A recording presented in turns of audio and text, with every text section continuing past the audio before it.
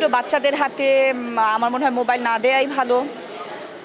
আর সবচেয়ে বড় কথা হচ্ছে বিচার ব্যবস্থা, আইনকে শক্ত হতে হবে। এমন কঠিন শাস্তি দেওয়া উচিত একজন ধর্ষককে যে পরবর্তীতে যেন এই জিনিসটা কেউ করার বা চিন্তা করারও সাহসটা না পায়। আলহামদুলিল্লাহ, আজকে ইফতার আয়োজনটা খুবই ভালো ছিল। বাচ্চা শ্বাসের প্রত্যেকটা প্রোগ্রামই সবসময় ভালো হয়, এবারও কোনো কমতি ছিল না। মাশাল্লাহ, অনেক ভালো হয়েছে। আচ্ছা, ঈদের প্ল্যান আমাদের সবসময় একই রকম হয়, সেটা হচ্ছে আমরা ঈদটা করি ঢাকাতে, ঈদের একদিন পর আমরা আমাদের গ্রামের বাড়িতে যাই, একটু ঘুরে আসি। সবচেয়ে বড় কথা হচ্ছে প্রত্যেকটা বাবা মাকে সতর্ক হতে হবে। আর এটা কিন্তু গ্রামে বেশি দেখা যাচ্ছে, শহরও কিন্তু এত দেখা যাচ্ছে না। তো আমার মনে হয় শিক্ষারও এখানে প্রয়োজন আছে। তারপর অনেক কিছুই আসলে আমাদের এখানে, যেমন আমরা মোবাইল কিন্তু এখন ছোট বাচ্চারাও চালায়, ওদের হাতেও কিন্তু মোবাইল দেখা যায়। কোনো কিছু সার্চ দিলে অনেক কিছুই আসে যেটা বাচ্চাদের দেখার মতো না। হ্যাঁ, তো এগুলো আসলে সব কিছুই খেয়াল করা উচিত।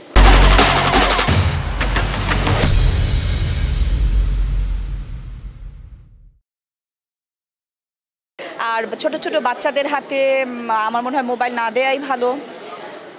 আর সবচেয়ে বড় কথা হচ্ছে বিচার ব্যবস্থা, আইনকে শক্ত হতে হবে।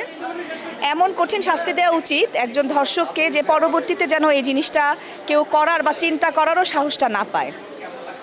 আমার মতে যে ওদের ওপেন ফাঁসি দেওয়া উচিত। আমি এখনও জানি না, যেটা টিকিট আগে পাওয়া যাবে সেটাই দেখব। দর্শকদেরকে বলবো যে আপনারা ভালো ছবি দেখবেন, আসবেন। আসলে সিনেমার জগৎটা তো আমাদের পুরা বাংলাদেশের, আমাদের সবার।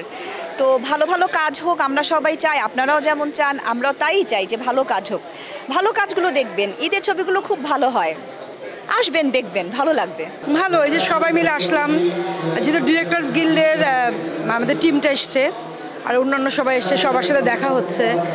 আর রমজানের মাসে সবাই মিলে একসাথে বসে ইফতার করবো, এটা তো অবশ্যই অনেক আনন্দের। আমি তো আবার কাজ কম করেছি, তারপরে 5টা কাজ আমার দর্শক দেখতে পাবে। একটা এনটিভিতে যাবে, সেটা হচ্ছে কাজল ভোমরা, আমার লেখা। সামিরা খান মাহি আর বোগদাদি অভিনয় করেছেন, মিলি বাসার আছেন, আজম খান আছেন। আর এটিএন বাংলায় যাবে একটি পুরনো ছবি, ওটাতে আছে হলো সাদিয়া ইসলাম মৌ, আবুহু, রায়া, তানভীর, সামিরা খান মাহি। অনেক পছন্দের একটা কাজ যাবে হলো রঙ্গন মিউজিক থেকে, সেটা আফজাল হোসেন এবং মৌ আছে, সাদিয়া ইসলাম মৌ, সাথে আছে সৌম্য। আর লেজার ভিশন থেকে একটা যাবে, সেটা হচ্ছে ফারিয়া হোসেনের আছি ভালোবাসায়, ওটা হচ্ছে পার্থ শেখ এবং নওবা। আর লাস্ট একটা যাবে, সেটা হচ্ছে আসিফ ইকবালের গল্প, ইফাত আরফিন তন্নির লেখা, সেটা হচ্ছে নাম ভালো থেকো মেঘ, তানজিন তিশা, প্রান্তর দস্তিদার এবং সজল আছে। না, আমি তো এবার বড় পর্দায় শুটিং করতে পারিনি, যেহেতু দেশের এরকম একটা সিচুয়েশন ছিল। তো এবছরে আমি আবার শুটিংয়ে যাব। হ্যাঁ, যে 3টা ছবি আমার কাছে মনে হয়েছে, বরবাদ, দাগি এবং জঙ্গলি, 3টা ছবি দেখব। 3টা ছবির ডিরেক্টরই ভালো। বরবাদ প্রথমে দেখব আমি, শাকিব খানের, যেহেতু শাকিব খানের ফ্যান আমি। আর সেকেন্ডে আমি দেখব জঙ্গলি, কারণ আমার কাছে সিয়াম হলো আমার কাছে স্পেশাল, কারণ আমার প্রথম ছবির হিরো।